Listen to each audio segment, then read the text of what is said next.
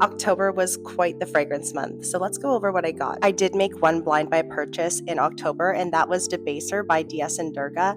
I am a huge fig lover, and I'd heard so many good things about this one, and luckily this was a huge blind buy success. The opening of this really reminds me of Dandelion Butter by Clue, which I absolutely love, and I own that as well.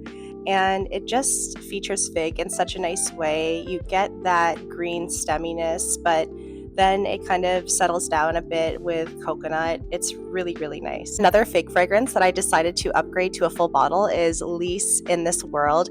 And this one, I got emotional and like teary-eyed when I smelled it for the first time, so I knew I was going to upgrade this. This is just such a soothing, ethereal, everything's going to be all right fragrance for me. It's got the fig, but it's also paired with eucalyptus and lavender and sage.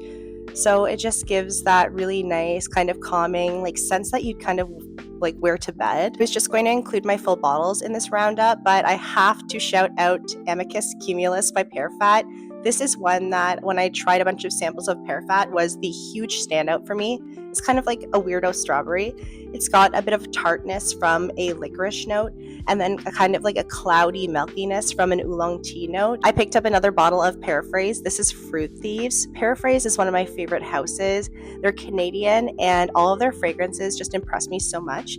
This is their newest release, and it features passion fruit. The opening of this is very juicy and tart, almost sticky, as if you were biting into an overripe passion fruit, and it has a bit of a greenness, as if you were pulling the passion fruit right from the tree. There's some jasmine in here as well, and I find it very smooth, pillowy, and silky, and it kind of gives it that like hugging embrace in the dry down that also mutes that tart opening, but you still really get the passion fruit for me. In October, I had to grab some fragrances from maybe the quintessential Halloween fragrance brand, Zyrena. Zyrena has tons of fragrances that are inspired by horror movies, but the two that I bought this month are actually inspired by rides. First is Cosmic Woods, and this is actually inspired by the E.T. ride at Universal Studios Orlando. This smells like all of the foresty coniferous smells that you'd get on that ride.